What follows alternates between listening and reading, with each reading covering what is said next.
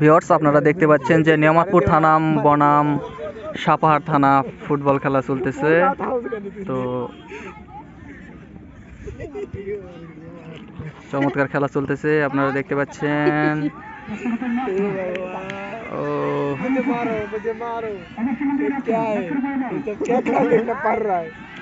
খেলা দেখতে অনেকটা চমৎকার লাগতেছে। দর্শকের যে অনুভূতি কি আর বলবো, অসাধারণ।